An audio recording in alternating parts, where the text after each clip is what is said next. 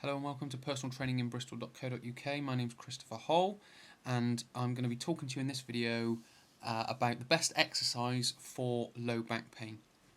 Because when working in a gym, I see a lot of people using the gym in such a way that it's promoting, in a way, low back pain. And I'll explain why as I work through this video. And to look at exercise nowadays, it's very much sort of on resistance machines, certain free weights. So resistance machines are things that you sit on, like a chest press. You've got this sort of big, I don't want to say call it a cage, but you've got the handles that come down in front of you and you push them, and you've got a seated row, and there's bicep curl, tricep extension. There's all these different machines that you sit on and use. And you've also got free weights, like when you lie down and push a bar up sort of vertically. You're led horizontal when you push a bar up vertically. Now, all of these exercises were built, or invented, you could say, for bodybuilders. And what bodybuilders are kind of built for is they're built to be a statue. If you just look at the picture over here, you can see this guy, he's a bodybuilder, he's at a competition and he's doing his poses. So they do their sort of static poses for about 3 minutes and then they walk off the stage. And also, bodybuilders aren't known for their movement. Now, as we'll come on to in a second, we are built to move. If you look at a bodybuilder, they haven't got the greatest flexibility. If you watch them walking, they don't move terribly well.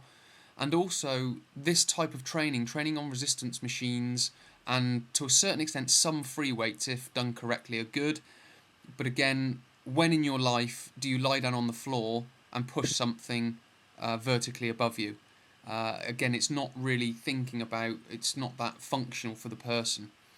And what this training does is it can negate flexibility, and it can negate the core if you don't know how to use it properly. And when people go in and they train their arms, or they train their legs, and they train their back or their chest, they're also segmenting the body, so they're splitting the body up.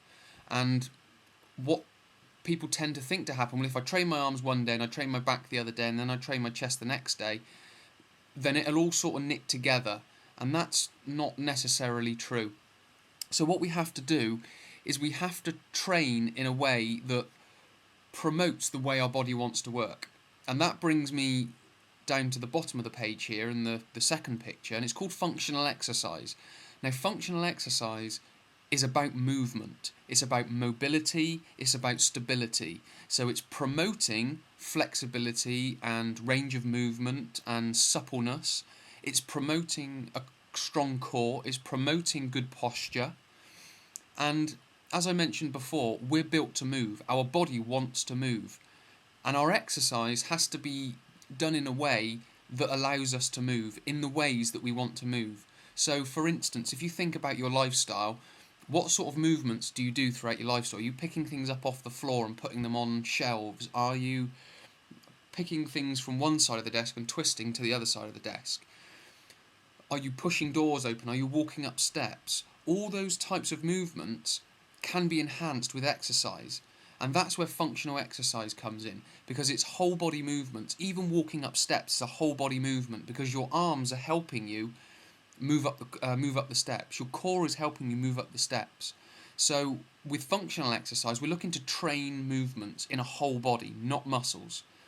So what we're doing is we're promoting core strength, we're promoting flexibility, and also we're promoting good posture, range of movement, suppleness, and it's all of this sort of culminates in exercise to overcome or reduce low back pain. Because if we look at low back pain, I'll quickly just mention it. If we look at low back pain, we know that sort of 80% of the population are gonna experience low back pain in their lives. And what they found as well is that improper posture or imbalances in the muscle also promotes low back pain. So if we can exercise in a way that promotes good posture, strengthens the core, strengthens the movements that you're doing throughout the day, so you're learning how to move more effectively, and it promotes flexibility and range of movement and suppleness, then that's only going to reduce your low back pain. So that kind of brings me to the end of this little video. If you want to find out more, please email me at info@personaltraininginbristol.co.uk, and I'd be glad to take any questions. If you want to, get together for a free consultation, then that's absolutely fine. We can do that as well. Again, just email to the same address. That would be great. So yeah, thanks a lot. My name's Christopher Hull from personaltraininginbristol.co.uk. I'll speak to you in another video.